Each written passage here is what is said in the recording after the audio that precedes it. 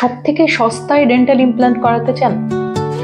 Welcome everyone to another episode of implant Mondays. আমি doctor Swagata Deb, prosthodontist and dental implant specialist. আজকে আপনাদের বলবো সবথেকে সস্তায় ডেন্টাল ইমপ্ল্যান্ট কি। একটু ভাবুন যে সবথেকে সস্তার যে ডেন্টাল ইমপ্ল্যান্ট আপনি খুঁজছেন সেটা কি আপনার জন্য বেস্ট ইমপ্ল্যান্ট হবে? যখন কোনো ইমপ্ল্যান্ট বিশেষজ্ঞ পেশেন্টদের জন্য ইমপ্ল্যান্টের প্ল্যান করেন, সেই ক্ষেত্রে তিনি কি কি জিনিস দেখেন?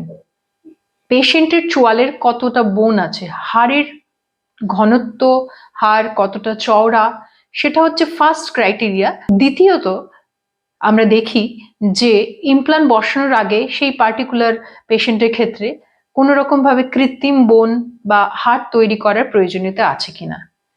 থার্ড যেটি আসে সেটি হলো পেশেন্টের অ্যাফোর্ডেবিলিটি। ডিসাইড করি কি কোন কোম্পানির ইমপ্ল্যান্ট দেওয়া হবে, কি ধরনের, কোন সাইজের, কোন উইডথের ইমপ্ল্যান্ট আমরা এই পার্টিকুলার পেশেন্টে ইউজ করব।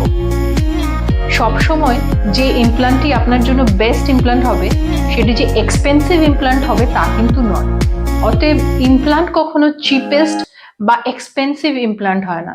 ইমপ্ল্যান্ট হয় কোনটি আপনার জন্য সঠিক এবং যেটি আপনি অ্যাফোর্ড করতে পারবেন, সেই রকম ইমপ্ল্যান্ট কিন্তু ইমপ্ল্যান্ট স্পেশালিস্ট আপনার জন্য চুজ করেন। Implant most of the Times কিন্তু দুটো বা তিনটে স্টেজে বসানো হয়, মোস্টলি ধরুন দুটো স্টেজে এখন আমরা করি।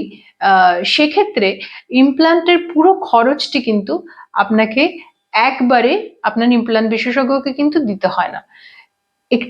মোটামুটি 2-3 মাস পরে যখন আমরা সেকেন্ড স্টেজ করি, সেইভাবে কিন্তু আমরা ইকুয়ালি টোটাল ইমপ্ল্যান্টের যে ট্রিটমেন্টের কস্ট সেটাকে ডিভাইড করে নেওয়া হয়। আশা করছি ইমপ্ল্যান্ট মানডেসের এই এপিসোডটিতে আপনাদের হেল্প করবে ইমপ্ল্যান্ট সম্বন্ধে, ইমপ্ল্যান্ট ট্রিটমেন্ট সম্বন্ধে আপনাদের ডিসিশন নিতে। নমস্কার, ভালো থাকবেন।